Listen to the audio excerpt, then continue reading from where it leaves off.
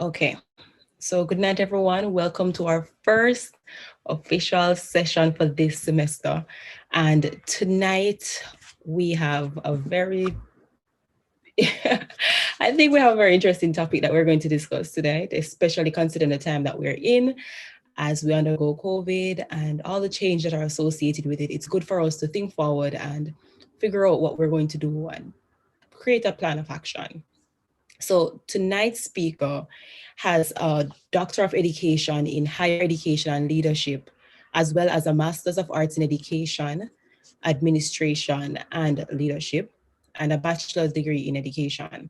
With over 16 years of experience as a career development practitioner, she has helped students in making career and academic decisions, coach students in the development of job search and professional skills, and facilitated networking, internships, and job placement opportunities for students and graduates. Interestingly, she has also conducted research on soft skills perceived by students and employers as relevant employability skills.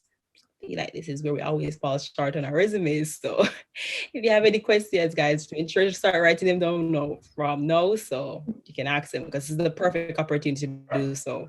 She also has over 30 years of experience as a trained teacher with numerous volunteerism, social outreach, and other professional memberships. She currently serves as the Student Services and Development Manager for the Office of Student Placement and Career Services here at UWI Mona. She's none other than Dr. Anne Marie Williams. Let's do a virtual clap for her as we welcome her. All right, Dr. Anne Marie, I'm going to hand over. All right, thank you so much for that introduction, and that's a very quick one. All right, I'm going to screen share now so that I can save some time also. So just allow me. Oh, I was told I can't screen share.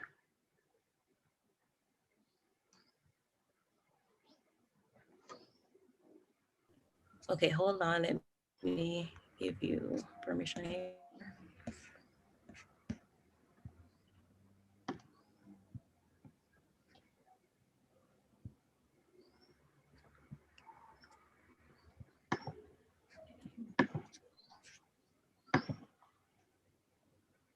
All right, you should be able to share now. I should be able to know. All right, Yes. Let me try again.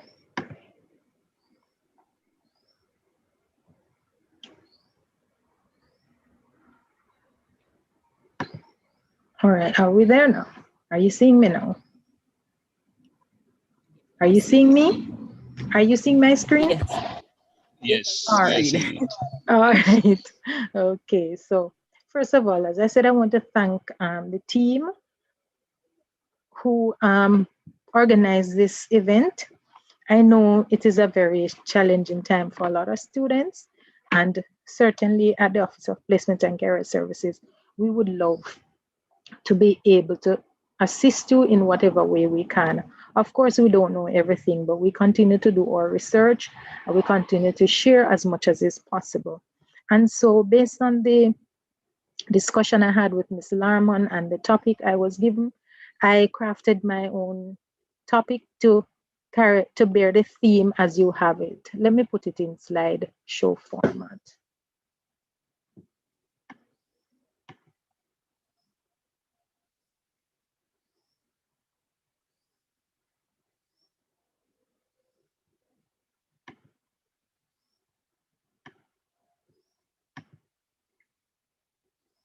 I'm trying to get this screen away. Okay, come.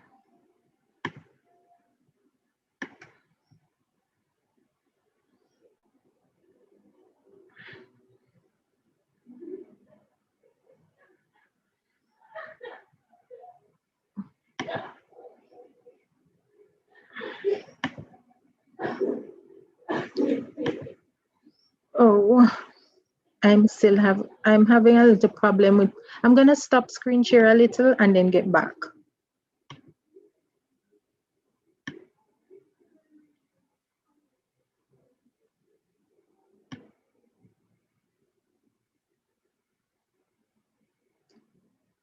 I want to get rid of this tab at the top. Can somebody help me? Okay, I thought I knew how to do that, but it's not going away. So I can see my screen. All right. Good evening, Can Miss. you do? Okay, I've gotten it now. I got it now. All right. So as I was saying, I'm sorry about that.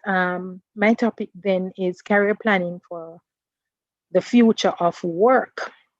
And the teacher in me wants to ask you a question. What do you think the future of work is? And I'm going to give you some time to think about it because I want it to be a discussion and interaction. And so I'm gonna put some quotes on the slide, and then after that, I will get your feedback as to what you think the future of work is. So my objectives for the presentation will be to propose tips for preparing for a sustainable career. And I deliberately use the word sustainable because we don't want you to be engaging, utilizing all your resources for a career that will not be sustained, that will not stand up to challenging times as we are experiencing now. The other objective is to identify future career paths or jobs that are really thriving, not just during COVID-19, but for the years to come. So we look at some of those that will do well outside of any kind of pandemic. So those are our objectives. So the future of work, as Marshall McLuhan says, consists of learning a living. And as you would know, you are already learning, you're in a learning institution. That's a formal institution, but learning never ends. And so when you're looking at the future of work, you have to put into context that you are always learning so that you can fill the needs and the changes in any kind of work setting. Dr. Malik, who is the founder and managing director for Innovate Co-working, says the future of work isn't about displacement of work by machines, but rather has more to do with the restructuring of the human skill. So we often hear people talk about, oh, it means that you're going to be out of a job because machines are going to take over your job and you have to learn new skills. Well, yes, you have to learn new skills, but it's not about just being replaced by machines, but really identifying your skills and repurposing, retooling yourself so that you can fit in this and any changing work environment. So, what is the future of work? I am not seeing now, but would you like to share with us what you think the future of work is? I'm not seeing the participants, so can you go ahead? Are you hearing me? Oh, yes, we are. All right, good. I thought I Hello. was alone. Okay, you're not. My name is Obafemi. I had tried using the raise hand feature just now, but it seems you're not seeing that. No, So I'm not seeing. got you. All right, so I'll definitely voice what I have to say. But for the future of work, in my mind, I definitely believe in the automation, which you mentioned. A lot of jobs will be automated as the years progress. Mhm. I definitely see that as something that will happen. Also, I believe that given with the COVID-19, what COVID-19 has taught us is that a lot of jobs can actually be done from home. So I believe there will be Mhm. further advancement in that and work will be more remote. But for some sectors, you will definitely still have to be on site. And in another breath, I believe that we will have more jobs in the space industry as well, given that there has been significant advances in that area. What do you mean by space industry? Well, what I mean by that is, for example, with America, they have launched a space force, and you have certain companies such as Tesla and others across the world that are really gearing for the space race to commercialize space for it to be more than just the satellites and the weapons of war and observation that are currently there, but basically leading to the terraforming of other planets. So I definitely see that as in a couple years, it will be more normal for students to be going to a university to learn about space and how to operate spacecraft and that sort of thing. Beautiful. I think you could have made the presentation this evening, but not to intimidate anyone else. Would anyone else like to share, like to add anything to that? But that was wonderful. That was very good. Anyone else? Yes, I would. So just to support the person's point, I think technology will replace human labor, and I think it's mainly because of the cost, the effect of the pandemic. To regain human labor into the production processes of organization would be more costly than employing technology. So technology is less costly to employ to produce goods and services. So companies will not want to hire human labor so much because technology will bring down their costs. So they are no longer incentivized to have more employees in their organization. They'll still have employees, human labor, but not so much anymore. Because I wanted to ask you then if the technology then would replace humans totally, but then you responded. And so we want to be very careful that, because I have been hearing this from a child. I might look much older, but uh, I don't consider myself that old. But I've been hearing this, that humans would be replaced by technology. And I want to make a plug here to say, while machines or robots or whatever AI intelligence that would be utilized will do some aspects of what human power would have done, there will still be the need for manpower. It is what kind of skill that would be required now for manpower to work in collaboration with that AI intelligence. And so you will find, as Malik said, you have to restructure your human skill set in order to fit in the industry, in a labor force that will be primarily manipulated by machinery, right? So thank you very much. So let me move on with my slide. So, as I said before, the future of work is really what scares people. But guess what? The future of work is right here. It's no longer something to come, but it has come. It has been here.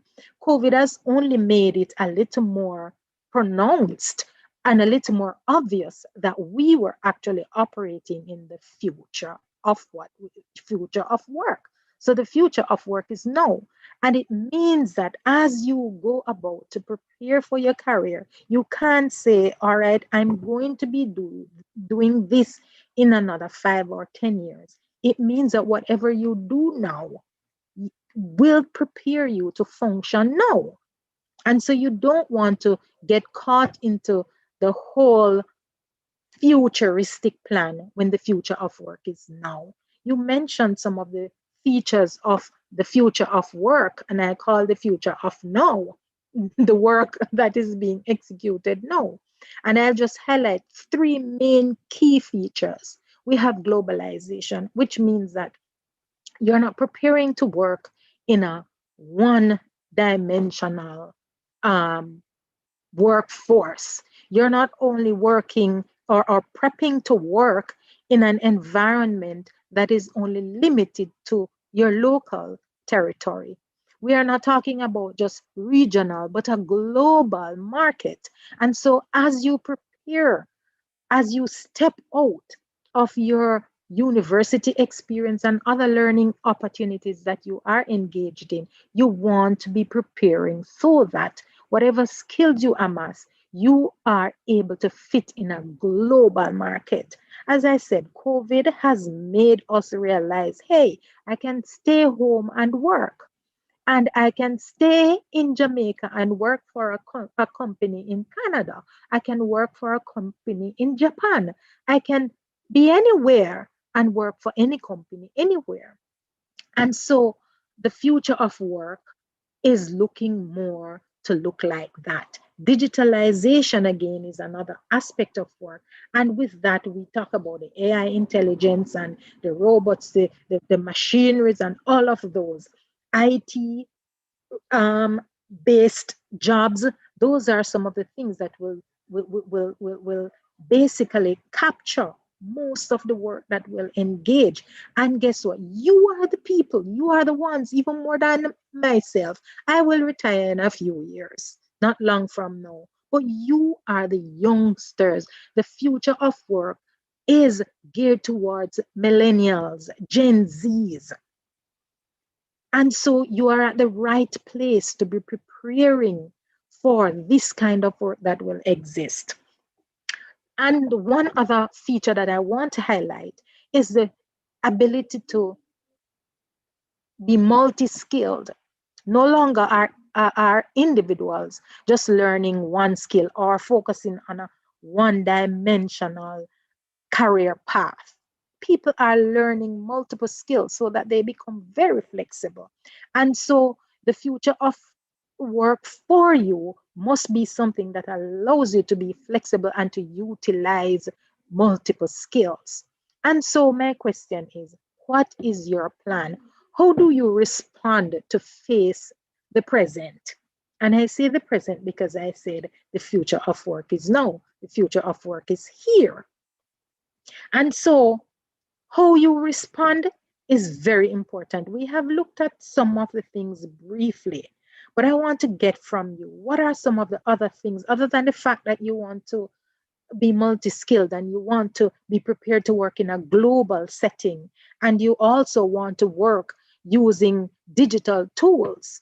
What else can you do? What is the plan that you have? I can come and talk with you and share what I have discovered, what I have learned, what I have researched.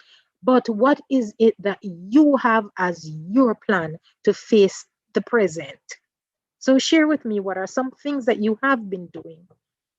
And don't tell me to come on a program like this. That's not counted. So share with me what are some of the things that you are doing to make sure that you are ready to face the present. Hi, Miss. My name is Afifa. Yes, welcome.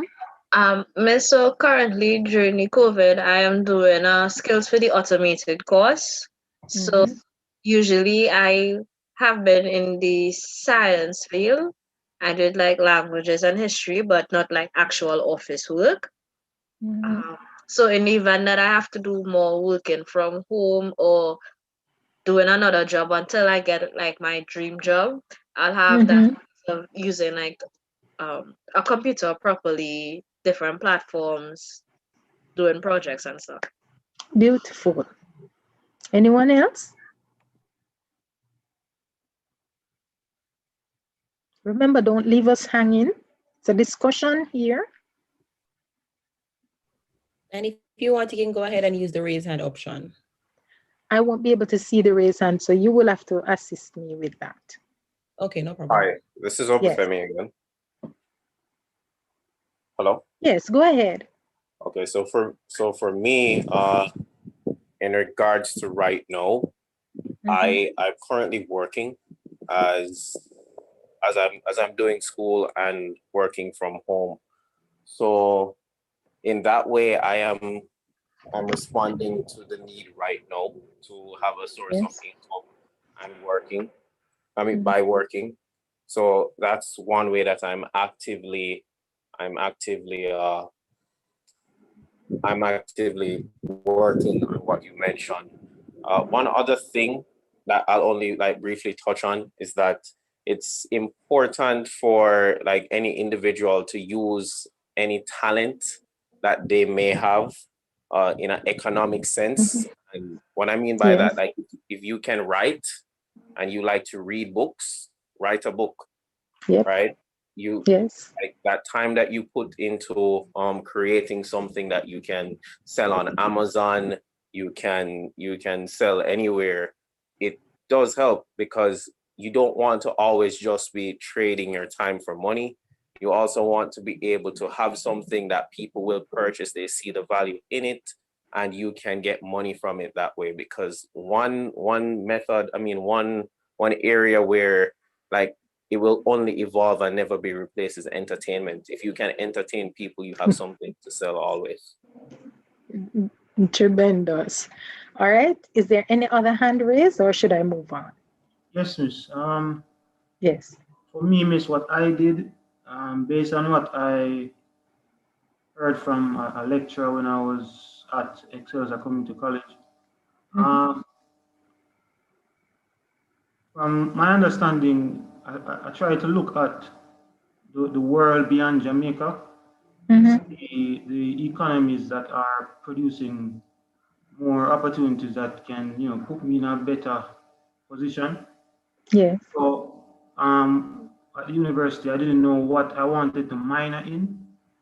So when I realized that a particular country in the future will provide me with the opportunity I need, I decided to minor in that country's language.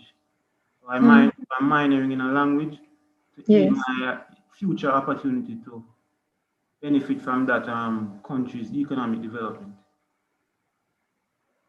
That's That what is, I'm doing for the future. I thought you said that's what you did, because I was going to say, why have you stopped? You are still doing that, right? Because Yes. you can never lose. You can never lose with a plan like that. I can tell you that. So that's very, very, very good, and very practical examples that all of you have shared. Anyone else hand is raised? All right. Not any hands, but it seems like Jamil was going to say something. Yes, good afternoon. I am Jamil. So responding to face the present. So like a few years back, we were talking about like responding to jobs that are in demand. You're responding to the market.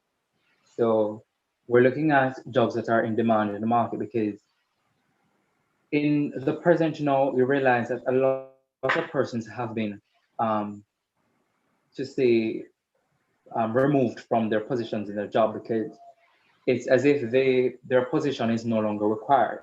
So we're looking at how to secure a job that is in demand, where despite the current challenges and despite the what you'd say the pandemic that we're facing, would this shape the career path that you're on? Because there are many persons that are moving towards, say, let's say an entertainment aspect, for example. You see a lot of new YouTubers coming out and they're making a career path out of YouTube. So this is they're responding to face the present because they have realized that some career paths have basically become, to say, obsolete, where they're no longer required, especially in the production sector, where, as we said before, machines are being used to replace persons. So therefore, we're looking at jobs that are not necessarily shaken by the current situation that we face around the world, or whatever waves that flow that shape other positions in different jobs. So for example, you're studying, say, for example, politics.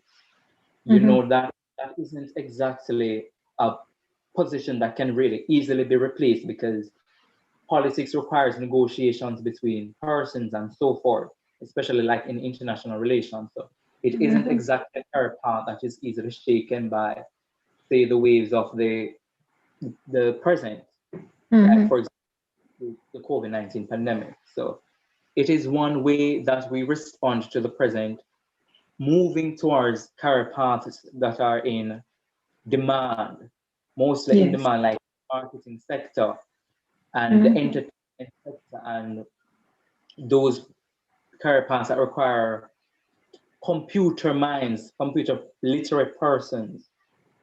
So that's like one way we respond to face the present. Beautiful. And so As the presentation progresses, I will also share some of the career paths that we have seen that thrive, as I said before, during a pandemic, or some of the career paths that would be in existence a few decades from now, right? So I'm going to move on now. So you have said it quite right. Having the right mindset while you choose a career is very important. And I'm going to stress that you have to think outside the box. All of what you have expressed that you are putting in place to be prepared for the present demonstrates quite that, thinking outside of the box. So you are not just thinking as a politician to become Prime Minister of Jamaica, but to utilize your negotiation skills, your persuasive skills to translate and to function in other career fields that those skills can be transferred to. When you're thinking outside the box, you're not just thinking about those old traditional jobs. Nothing is wrong with being a doctor. Nothing is wrong with being a lawyer. As a matter of fact, those careers will never go. However, we have to think beyond just the narrow-minded one career path, or also choosing careers that are directed by or significant others, whether it be parents or the person who is paying your school fee, or a spouse or a sibling. You are thinking outside the box, utilizing your own mental capacity to see what skills you have and how you can transfer those to income, and not just to income, but to provide service, to fulfill the needs of persons and to fulfill your own needs. And as we mentioned again, you have to think global. When you're choosing a career, don't limit yourself to any given territory, and you also want to explore multiple skills. So as you plan your career, you can use any or multiple of these formula. There is no magic formula that's going to say, oh, Dr. Williams said if I use this, I will be successful. There is no magic formula. You have to figure out, based on what you desire, how you're going to be working your career plan. So you might want to use a craftsman mindset, which focus on what value you are producing in either your current job or potential job, and build your career around that. You can use a product to market approach, which considers yourself as a product and your customers as your potential employers. So what is it that you can produce, as you were saying before, in entertainment or as in art and creative writing, writing a book that would benefit someone else, utilizing YouTube and all of those examples that you gave. You can use that strategy to determine where you go in terms of your career path. You can also choose to use a passion theory. What is it that you are passionate about? And then you find a job that matches that, or you create a job that matches that. Because one of the things I don't want to miss your mind is that you don't have to work for someone. You can create employment for others and establish your own business, whether you're offering a good or you're offering a service. So what is it that you're passionate about? What kind of problem that you see that needs to be solved and you are excited about doing that? Then you can venture that into a business if it doesn't exist, or you can work for somebody who already has a business established in that which you are passionate about. And the other aspect that you could talk about when you're exploring where you want to see yourself is becoming aware of who you are. So we have like personality tests, strengths and weakness tests, and then you plan a career based on that. But even with all of this, as I said before, there is no magic formula, because maybe what you are strong in might need to be supplemented or supported with something else, or you might have to tweak that career that is a traditional career to make it into something that is worthwhile and that is meaningful as we go forward. So whatever it is that you do, the point I'm trying to make is it is about you and what you want and who you want to serve, and not about pleasing anyone else. I have known many university students who have come into programs, completed programs, and at the end of it, they hand over their degrees, their certificates to their parents and say, okay, now it's my time to go and do what I want to do. That is not wise at this time. So have that dialogue with those who are influencing you to do otherwise, and take the path that is best suited for you. And so one of the things you want to do too, as you look at how do you prepare for the present, is to do your own research. I have just listed the Ministry of Labor. There are many other institutions, many other organizations, PIOJ, Statin, some of those institutions, Hermage, that will give you an idea of some of the jobs that are available still.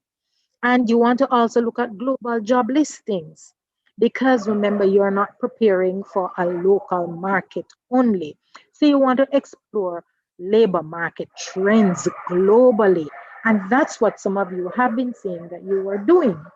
And so I commend those of you who have already begun, even some of you before COVID, to look into what the trends are and how do I get myself ready to fit into these trends. And there are some other things that I want to mention as you respond to preparing for the future of work, or you prepare for now, is to enhance your skill set. As I mentioned, you need to upskill, or you retool, or unlearn. There are some things you need to unlearn, like the older generation. A lot of us will need to unlearn some of these things that we have learned so that we can fit into our current market.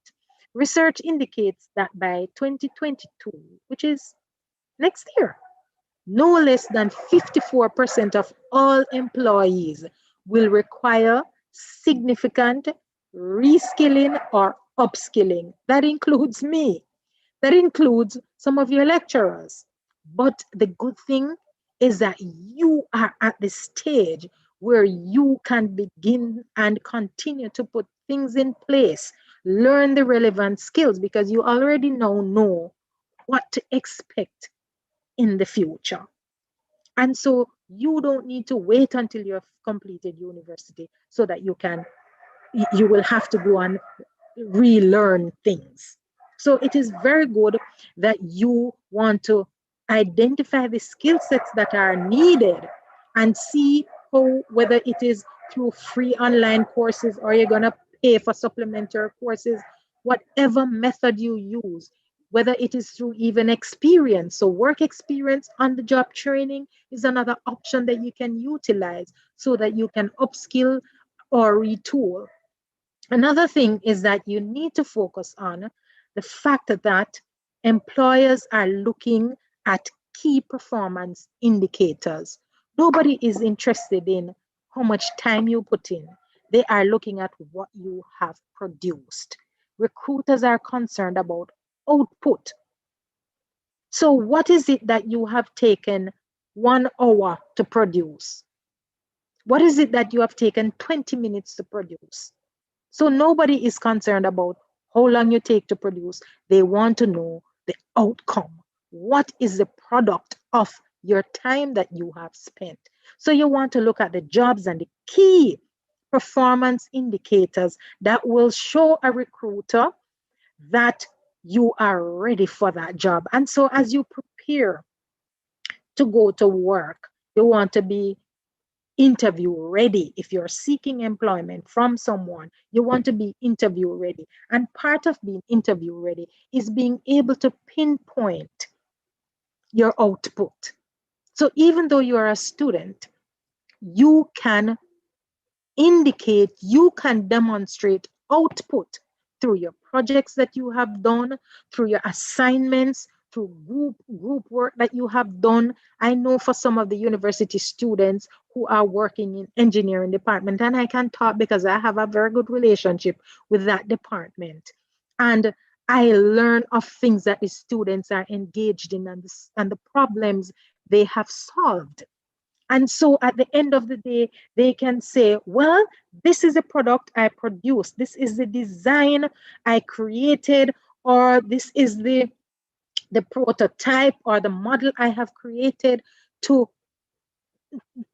ensure that the drainage solutions in the country are met, or produce some design that will prevent buildings from collapsing in 3.2 earthquakes. Whatever it is that you are learning now, figure out how you can utilize that as an output so that an employer, a recruiter can say, this person knows exactly what I want as it relates to problem solving. So when you get ready for your interview, when you get ready to establish your own business, you know exactly what it is you want from someone who you may recruit, or what is it that you want as your output for your company.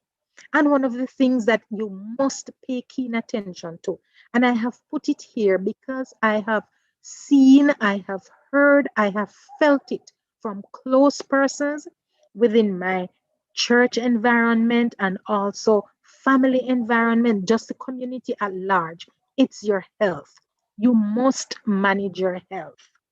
Not many persons can function in an environment where they are not mingling and having that social interaction that they're accustomed to. But you know, your health is your wealth. The biggest thing you have going for you is your health.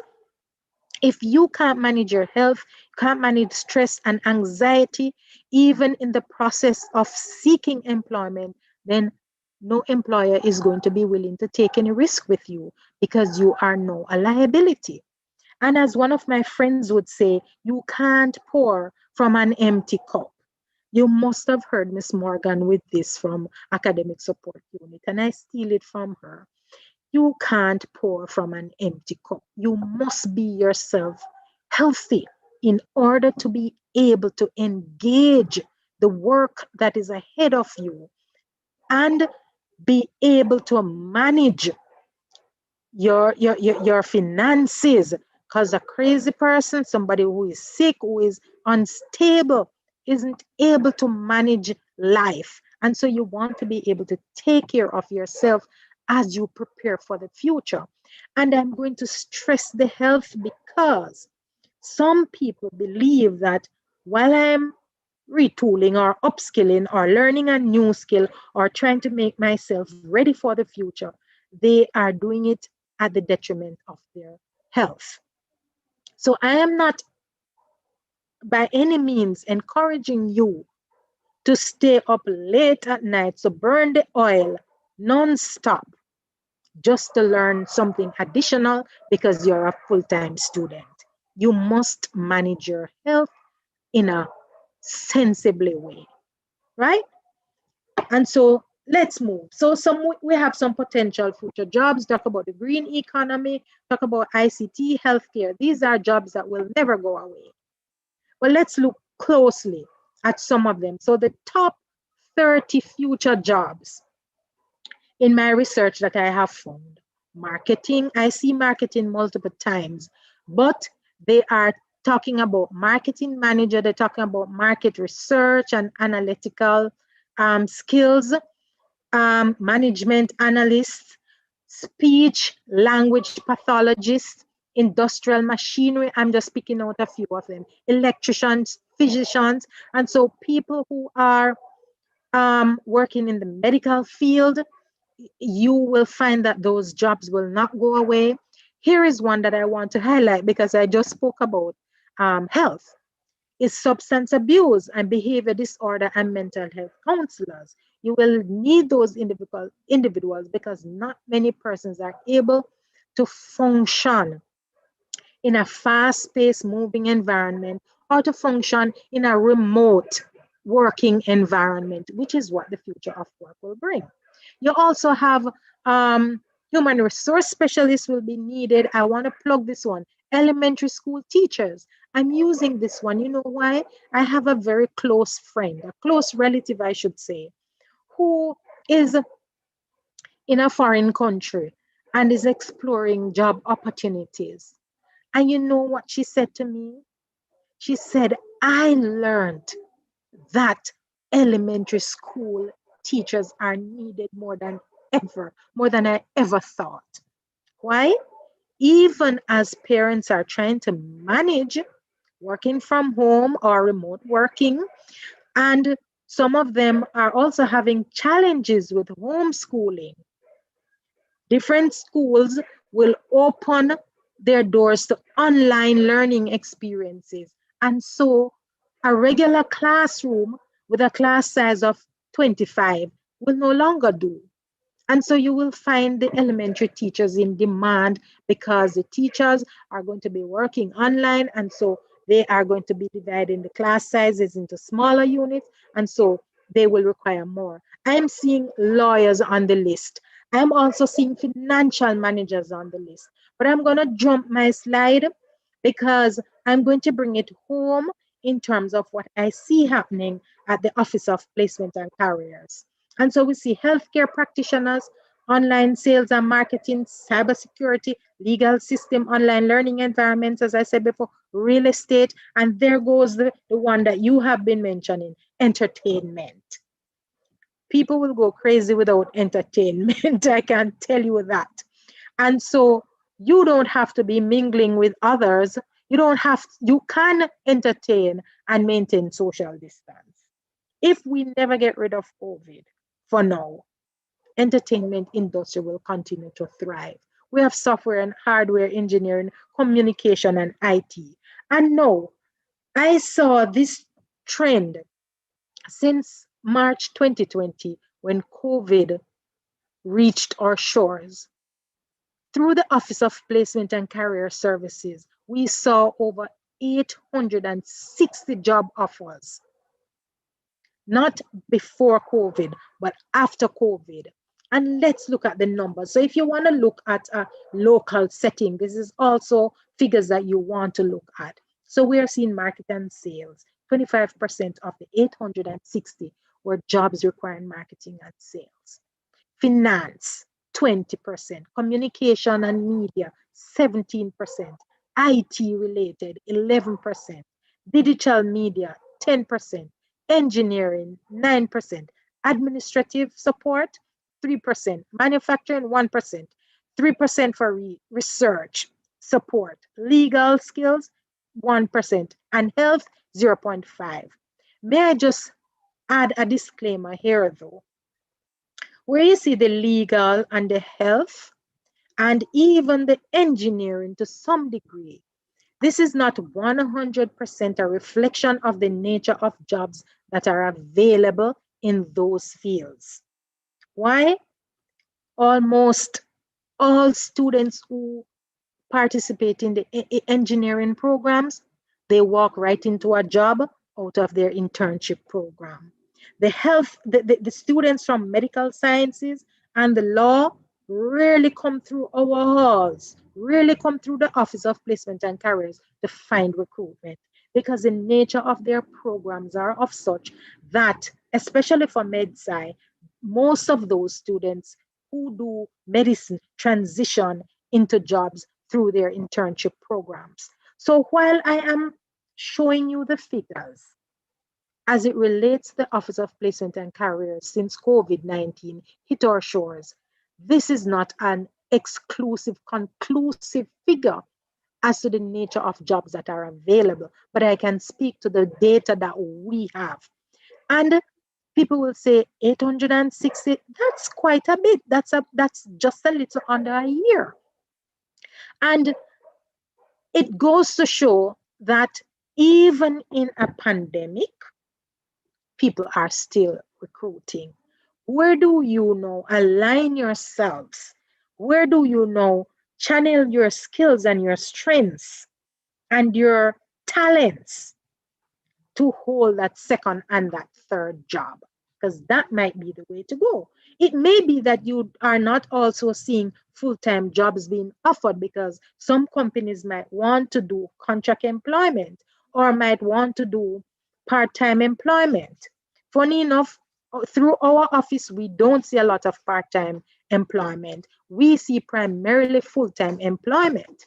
However, companies are seeking to recruit on a job basis or on a part-time basis. And in that way, you are then able to engage with multiple partners. And so it doesn't mean that you will have to work for one company. Many persons are working for multiple employers. And so as I encourage you, when you look at where you are taking your career path, be wise, do your own research, explore options that are available beyond the shores of Jamaica, and look to what is required. What are people seeking after? What I didn't see come up here is hospitality, because you would know that the hospitality industry has gotten a hit because of COVID. However, the food industry, and the reason we don't get requests for food industry at our office is because our hospitality department isn't so much focused on food and beverage aspect of it. But you still find that individuals are working in the food industry. So if you're an excellent chef, you can have a business on the side while you're helping to manage someone else's business. So I'm just saying to you that you don't want to say, all right, I only saw these on placement and careers. These are just representative of those jobs that pass through the Office of Placement and Careers. There are other jobs outside. And as you look at the slide before, multiple career opportunities are available. And so we have you and you alone who will be able to prepare yourselves for these jobs. As you look at the jobs that thrive in any pandemic, you will see that you can learn new skills and be ready to fill some of these positions as they become vacant. Now, as I said before, we are here at the University of the West Indies to help you. I know this is just one aspect of what we are engaged in. We help students to identify their career strengths through the SIGI assessment, or we utilize other personality and career assessment tools, because SIGI is down at this moment. But we have like the John Holland and other Briggs-Myers tests that will help you to figure out what you're good at if you are struggling with what it's that you consider to be your strengths and your weaknesses, or what you're passionate about. Those tools can also help you, which we twin with our individual career counseling. At the Office of Placement and Careers also, we help you to explore career opportunities. We help you to prep for your job interviews. We help you to prep your cover letter and your resume. We help you in terms of if you're offered an employment package and you're uncertain whether this is the right decision to make, whether you should sign the contract or not. We are engaging and assisting students. We are engaging our graduates in this way. And recently, we have been in dialogue with the Ministry of Labor so that our students and our graduates can tap into part-time and full-time employment opportunities that pass through the Ministry of Labor. So some of those companies would reach out to us, as well as they would also reach out to the Ministry of Labor. So we are trying to create opportunities so that our students and our graduates will be able to tap into those jobs that are available. And as you are aware, the Ministry of Labor does not only provide local jobs, they are providing jobs on an international basis. And so when I tell you, talk to us, come and dialogue with us. We might not be able to solve your problem of recruitment immediately. However, we can provide you with support as you try to ensure that you set yourself straight on the path for a career that is sustainable. We do job readiness seminars. We do internship coordination. We also signed recently an internship MOU with Victoria Mutual, and we are looking to engage in other agencies so that our students can transition from school status to internship or full-time, and or transition from internship into full-time employment. And so I encourage you, if you are sure of where you are going, don't be selfish, help someone else. Help someone else, because as we had the discussion this afternoon, I am hearing some of you who are very mature, who know exactly what you're about and know the strategies of how to get where you want. Some of your peers will not come to you, but they will not come to us, but they will speak to you. We also have a group of peer career advisors working in the Office of Placement and Career Services. They are assigned to each faculty. And so if you believe you want to talk with one of those peer career advisors, feel free to reach out to us. We will share their information with you. Check out Placement and Careers Facebook page, Instagram page, and you will also see how you can get in touch with these peer career advisors. And so I say to you, go ahead, make use of the resources that you have right now, and take up these jobs that are available, not just in the future, but now.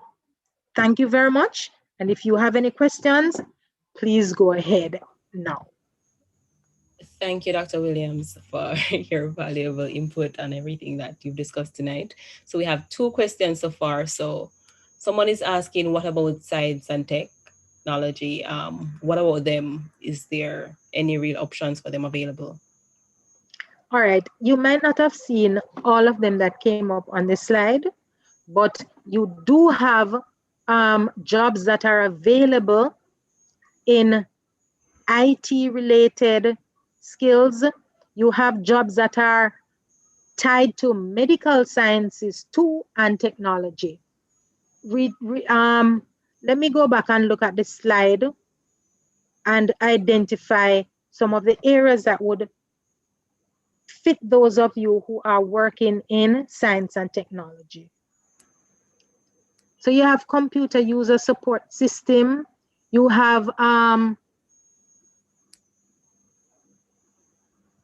information security analyst, software development, software quality assurance analysts and testers. You have medical and health services. And as I say, it depends on what you are doing in SciTech. You may transition into medical school, but you also have computer and information management systems managers, and also project managers. Those could also be IT related or science and technology. Computer analysts, computer systems analysts are also part of science and technology. So those are some of the trends that you are seeing. But what I want you to also bear in mind is that even if you believe your strength is IT, it is okay to do multiple disciplines. Do not allow yourself to be trapped in one discipline. Explore other careers that can be twinned with the job, with the area that you are studying, right? Okay, I'm seeing a hand, so I'm going to ask, I feel like I'm going to pronounce his name incorrectly, but I'm going to try my best. Obafemi? How do we reach out to you? Is that the question? No, so somebody has their hand up, so I was going to go over to that person. Okay. And continue with the questions from the chat. Okay, I didn't hear exactly how you pronounce it, but it sounded pretty close. All right, thank you. But that is actually my question in the chat, asking how to reach out to you or to the Career Planning Institute. All right, I'm going to type the email address, the telephone number, and we also have a counseling email. So allow me to type in all of that, how you can reach out to us. So I'm going to read them while I type. So it's placement.careerservices@gmail.com. We also have a placement at uiimona.edu.jm. I'm just entering them as I go along. And we also have UWI career. I'm sorry, it just cut out. Could you look in the chat? I'm doing them. I'm typing I and just heard entering. placement is at Gmail. Placement dot, look in the chat and you'll see it. So UE career counseling at gmail.com. So we have placement.careerservices@gmail.com, placement at uimona.edu.jm, UE career counseling with 2 L's at gmail.com. And we also have telephone numbers 876-927-1650. Our extension number is 222-4. And I also usually students contact me also via WhatsApp. So I'm giving my personal number, because if I give you the CUG, you won't get me on WhatsApp with that. I don't have a problem with students reaching me on my personal number, because that's the one that uses the WhatsApp. So you can reach me on WhatsApp on that number. And we have our website. If you type in Placement and Career Services, UWIMONA, you will see our website. Needs a little updating, but we are working with the tools that are available to us within the financial constraints that we are operating.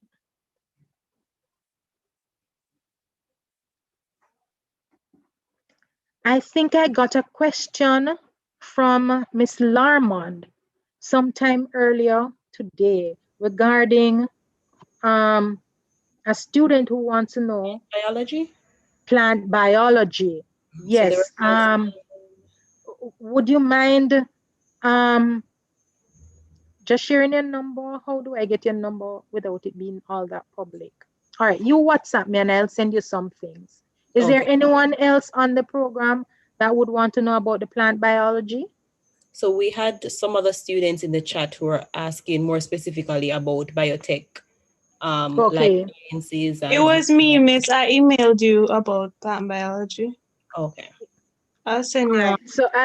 So the number that I put on the in the chat here, WhatsApp me on that and I'll send you some information with the plant biology. Thank you. But please bear in mind, students, take my foolish advice.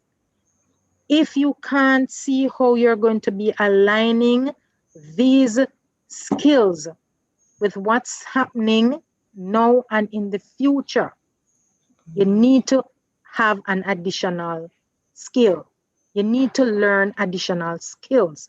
You need backup skills. So chemistry, you might be able to work alongside individuals who are doing testing of vaccines and even alongside biologists and all of those, but find an additional skill that makes you viable, that makes you functional when you leave the halls of university. It is important to have your degrees, but it's also important to be in a position to function when you have completed university. I'm seeing psychology. Again, that's one of the areas that you will not walk right into a career or a job, I should say, just completing psychology. Most individuals, for you to function as a psychologist, you have to do advanced graduate studies. And with that, also, we have institutions that are limited in Jamaica. So again, you have to think global. Many of the institutions that we have in Jamaica that should be engaged and spending a lot of resources to utilize the psychology skills that you have garnered are not. Jamaica does not focus much on those programs, and it is a detriment to what's happening to us too.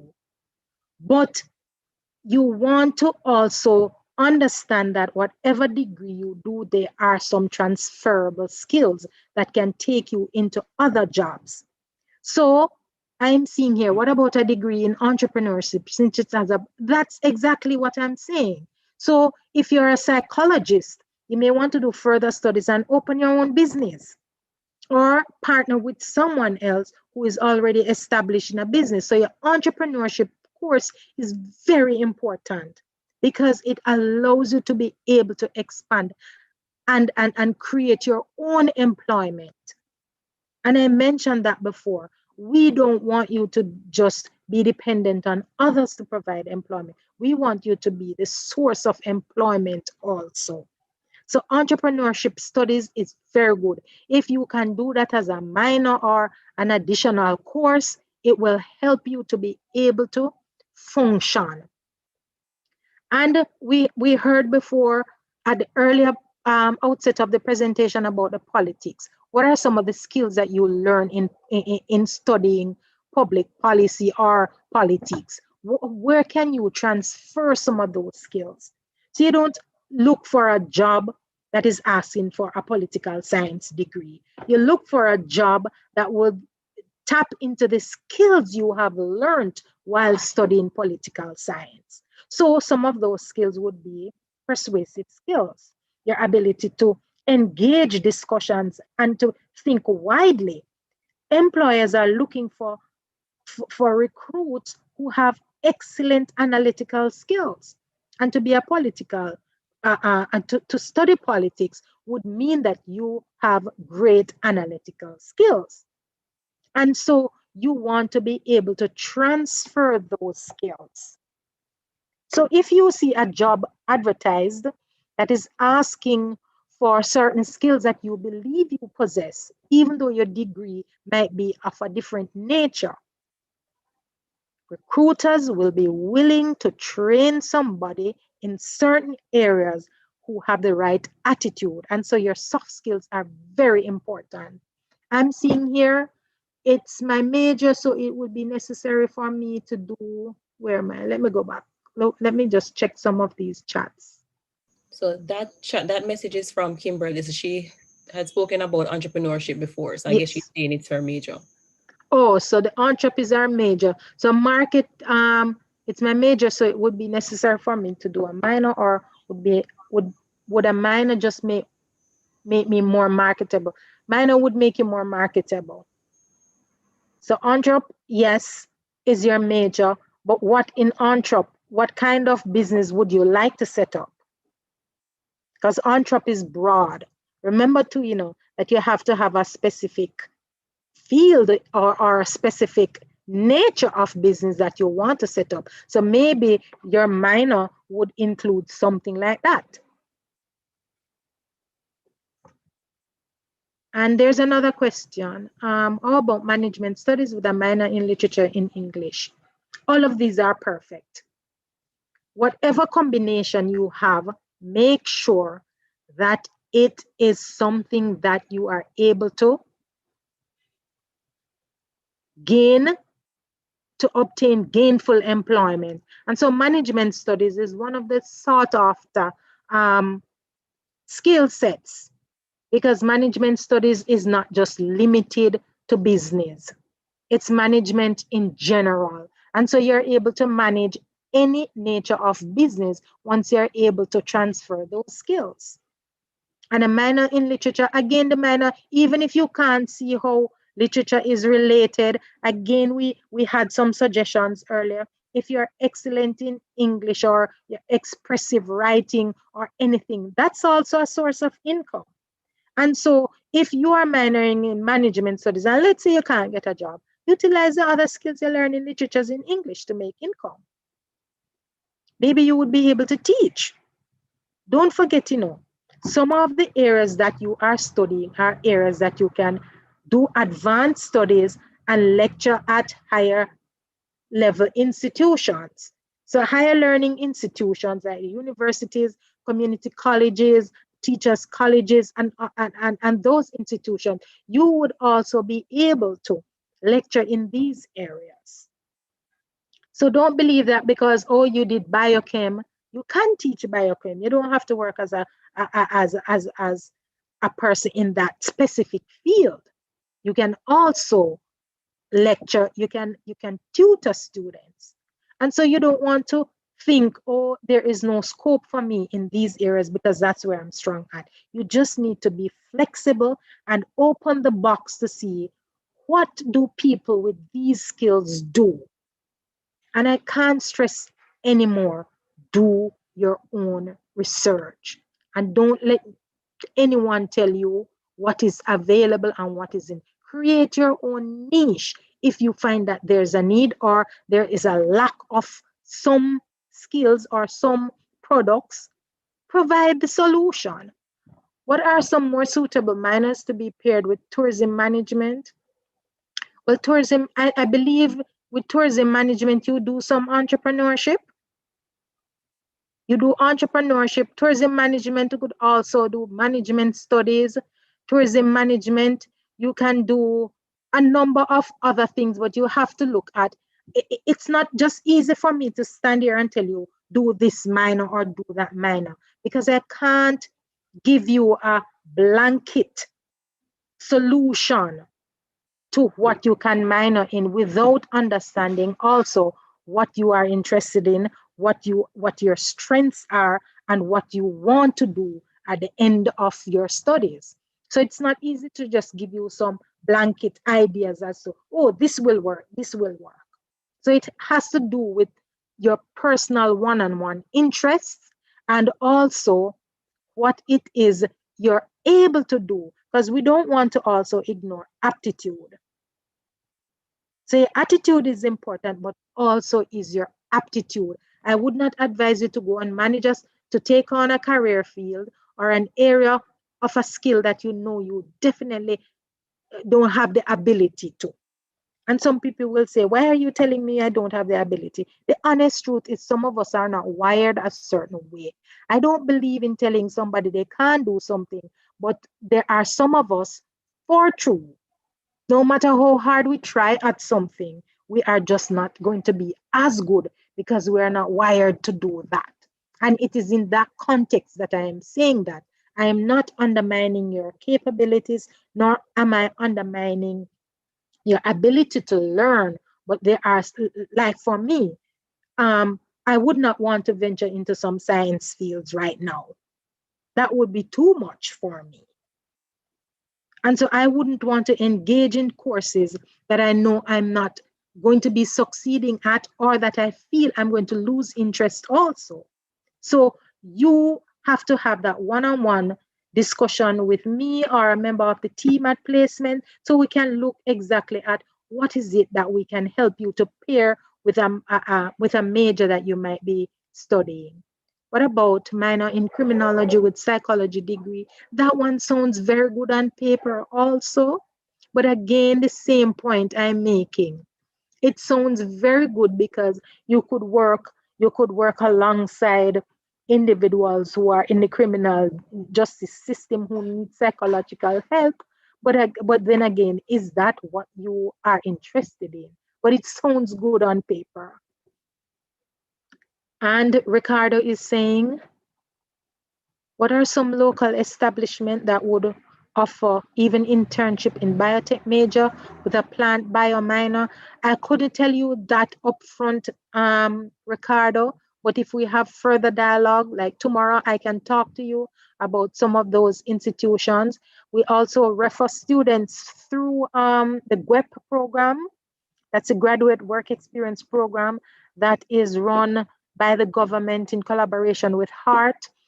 As I speak, one of my former students is working on that program now, doing her internship. It's a 6-month internship program that can lead to full-time job or just help you to gain relevant work experience as you determine where you go from there. So I can speak with you as to some of those companies tomorrow, Ricardo, if you reach out to me. All right, and I'm seeing Bianca, not Bianca. I want to pursue a minor in sign language. No, that deserves a round of applause. Aren't we seeing what's happening online now?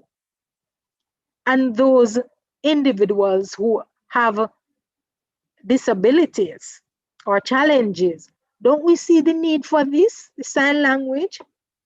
So that's not a bad skill to learn. I love the fact that you are thinking outside of the box also. So that's a very good one. All right. Is there any other question? Yes, so we have some questions over on YouTube. Someone is asking, what about a degree in mathematics? Well, it's their major. Which sector would be best fit? Now, apart from education,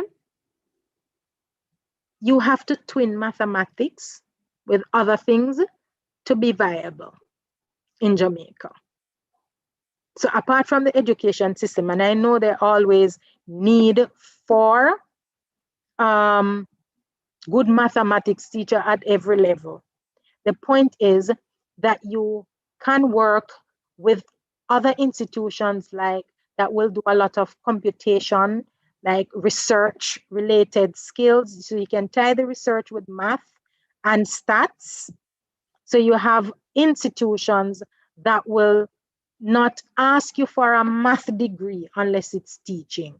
But the skills, as I said before, you can transfer them. So if you're combining that with stats and all of that, so you're thinking about like PIOJ, Statin, and even Ministry of Labor, a lot of these institutions do a lot of research. Even the University of the West Indies, they do a lot of research that would require those computation skills. And so you'd want to tie those to that. Yes, I see Alex says Statin, yes.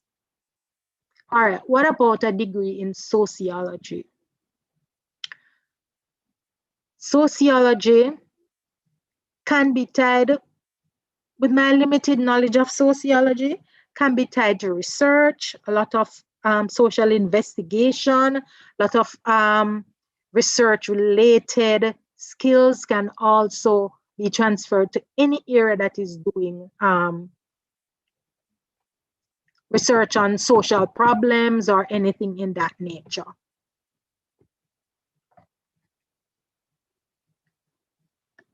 So all right. More questions over on YouTube. So someone is asking, is there a need for a lot of persons in speech and phonology? To be honest with you, I have not seen much. As I said before, that would pass through the Office of Placement and Careers. In my research, I have seen that there is a trend that could be a need, and that a career in that area is something that could thrive. However, from our local setting, I am not seeing that great demand. But it is something worth exploring as you go forward. What is it that you can do outside of Jamaica that would make you marketable? So I'm not seeing a lot of need for that per se. And again, it is because it's not because we don't need these skills. In many instances, is the emphasis that individuals with the resources place on these jobs. But I would not want to give you any blanket answer to say, oh no, it is not a good career or that. But my answer continues to remain, if you are in doubt, supplement. And even if you are in a thriving career path, still supplement. Still upskill, still learn a new skill. And nothing is wrong with having a professional career and also learning an additional skill that is unrelated, right? So I'm going to invite all of you to speak with us at the Office of Placement and Careers, where we can have some one-on-one discussion and be able to meet your specific individual needs. All right, you have other questions on YouTube? Yes, we have two more questions. So someone is asking, would a major in statistics and a minor in accounts go hand in hand? Beautiful. And you're looking at actuarial science, or some of those things with the math can also be tied to that too. So that's a thriving career. So that sounds good again on paper. On paper, that sounds good when you put it down and look at it. So that sounds, and I can see how you could integrate both. Next question. Okay, so the other person is asking, what are the main takeaways you recommend from your presentation? I should be the one asking you that. Who is So, that person? So what is the main takeaway? Let me summarize a little, and then you can probably come up with your own takeaways. For one, the future of work is already here. It is targeting Gen Zs and millennials. It is looking at employment opportunities that are not limited to your local territory. It's a global market that you're preparing for, and it involves digital, multi-skilled persons. So if you're good at with your hands, you can do crafts, art, whatever, and also supplement it with being a medical doctor or an artist or an entertainer. Anything that you are good at can become income. Do not just think of traditional jobs, think outside of the box. Also, you want to ensure that you are utilizing the resources you're given well. So the opportunities that you have at the University of the West Indies, maximize on them. I hate to see when students leave UWI and then they go outside and pay someone to give them the services they have already paid for in their tuition. When you come to the Office of Placement and Career Services, you have already paid for these services, you know. We don't charge you anything extra. So utilize the resources. And when I speak of the resources too, access to other skill learning centers, other tools to learn new skills. Get familiar with technology. Don't shy away from it.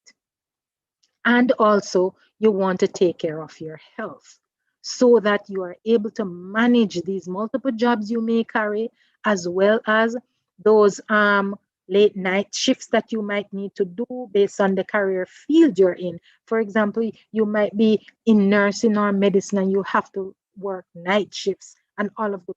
Take care of yourself regardless of the career path you're on. And most of all, when you are pursuing recruitment, don't get too overly anxious. And I want to add this here. I didn't mention it earlier, but it was part of what I wanted to say to you, is that you need to be able to be patient with the recruiters also.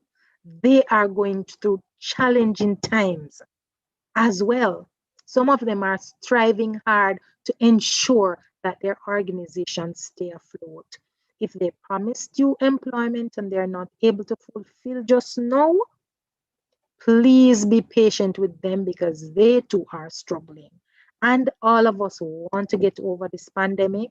So take time with yourself. And that is why also, if you learn a new skill, you can supplement whatever you are earning, but not only that, it can substitute for what you're not getting so that you will be able to function in this life without being a burden to anyone. And so those are basically my takeaways. I'm seeing here. Quick questions. What about the 860 that were hired during COVID? Is that in Jamaica in total or at UWI? Okay, it's not, no, that could not be Jamaica. And it is not even the total UWI student. It is just 860 who passed through the requests, that passed through the Office of Placement and Careers. I'm sure more persons were employed during COVID-19. That's just what came through Placement and Careers. People would have gotten jobs that we don't know about. employers would have sought other recruits through even other institutions or probably directly. And so those are only ones. I got 2 requests today. So those are not even included. So when I say above 860, you have an idea. That's the ballpark figure, right? So it is just those that pass through UWI, Office of Placement and Careers, not the whole UWI either, right? So that's my takeaway. If you have a different way of expressing the takeaway, that's what I would have asked you. What's your takeaway from the presentation? Oh, and I want to highlight something. We are starting Career Awareness Month in February. And so we have a number of seminars and activities that we will engage in primarily for finalizing students. But if you are not yet finalizing and you want to participate in some of these events, you can also join. For example, we have the Dressing Appropriate and Workplace Ethics Seminar. That's going to be, I think it's the 6th of February. It's a Thursday during club time. Let me double check to see. The 5th, it's a Thursday. It's the Thursday is the 4th. The 4th. And then we have the mock interviews the following week. And then we have the mock interviews, I think, are the 18th and 19th. And then we have Career Expo and Job Fair, 25th and 26th. Now, of course, it doesn't make sense you come for the job fair if you know you can't hold probably a full-time job.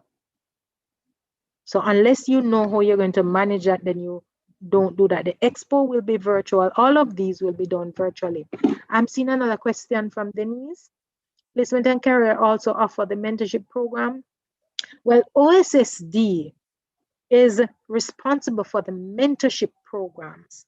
But what I can tell you is that when students approach me who are not necessarily on the OSSD mentorship program, and it's in a field, we have this program called job shadowing, but that program was not as effective since the COVID in the last semester, and now because of the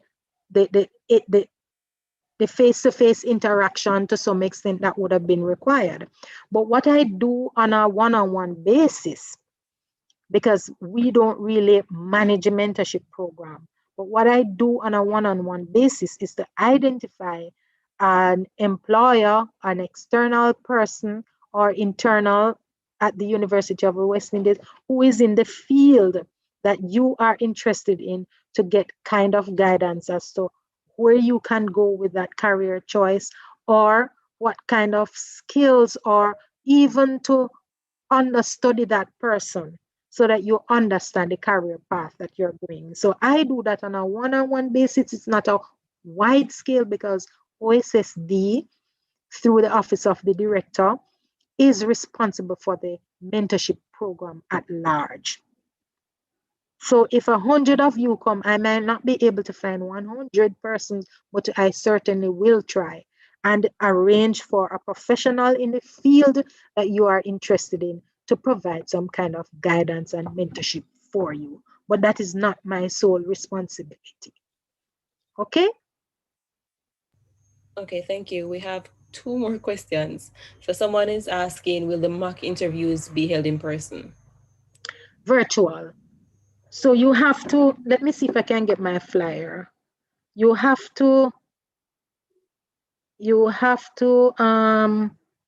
log on through the email addresses that I sent you.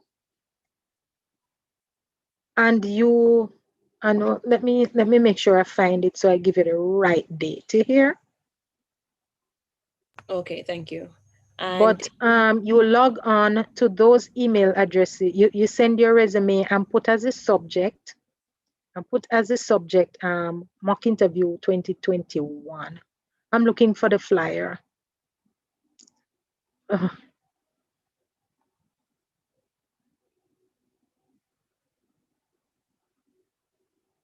All right, where are you? Right. So the mock interview, it says resume should be emailed to placement.careerservices@gmail.com.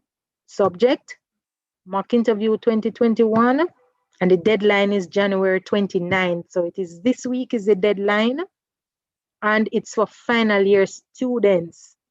Why we don't want to have we would love for the other students to participate. It is giving those finalizing students an opportunity to experience what a real job interview will be like, right? And there's a notice on the flyer.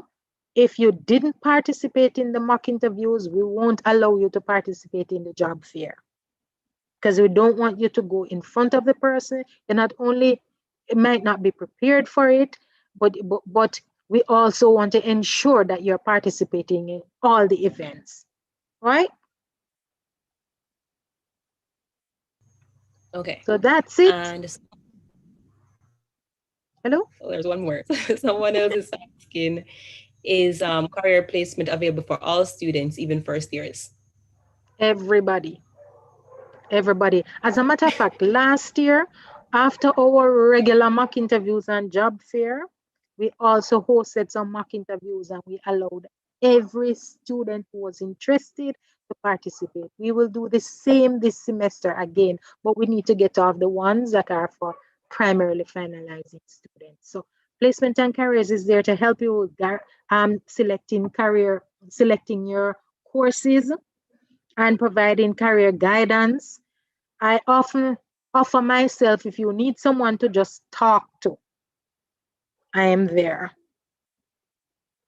So if you just need someone to reach out to just unload. I know a lot of students also are, because you're operating primarily from home, sometimes you have, I shouldn't be saying this publicly, but sometimes you have problems maybe reaching certain offices. I can be the go-between for you if I can. I have been doing that a lot because I do understand the challenges, and not all the offices have returned really to full-scale operation. So I offer myself as that go-between for students sometimes to reach offices. But first year, we help you with course selection, choosing a major career, looking at your career path, doing the self-assessment, and generally looking at where you go in next semester. Second year is the same thing that we offer to the students who are in first year. And though limited, very limited, we also have part-time jobs that we offer through our offices. Because of COVID, it has become limited. But we have part-time and summer job openings. First years can link with the work and travel agencies that we partner with. And so every student is invited to reach out to the Office of Placement and Career Services. It's not limited to only finalizing students. I believe that's a wrap. And that's it. So we're gonna ask Denise to join us and give the vote of thanks. Denise, are you with us? Yes, good evening, everybody. Good evening. Evening. Yes. Dr. Anne-Marie Williams, we thank you so very much for a timely, relevant, and very informative presentation. We have been enlightened, to see much clearer the reality that we are facing right now and will face also in the future. To really look much closer at the rapid evolution of the working world, and I believe we now have more urgency to do proper career planning so we can ensure our careers are pandemic proof and sustainable. And also thank you to your team at Placement and Career Services for the guidance and the assistance given to students over the years. Really appreciate that. And thank you as well to the Commuting Students Office for another helpful session. I really appreciate it. And thank you to all the participants who joined on. You were very interactive, and I know that we all got some benefit from this session tonight or this evening. Thank you very much. You're welcome. You're welcome. I work very closely with Miss Larmond and the Community and Students Office in general. So anytime, and I know she's always willing to assist me. So I look forward to seeing all of you. All right, take care. Yes, all the best. All right, bye-bye. Bye. Thank you. And thank you again, everyone, for coming out. Please make sure you save the date on your calendar. So we have another session coming up on February 15th. Just realized that's the day after Valentine's Day, but it's a very interesting session. I guess it's about being in love with your career. If only somewhat similar. So we'll be talking about leadership development. So we'll be fostering that love for leadership. All right, take care. All right. Thank you, everyone. Take care. Bye. Yes.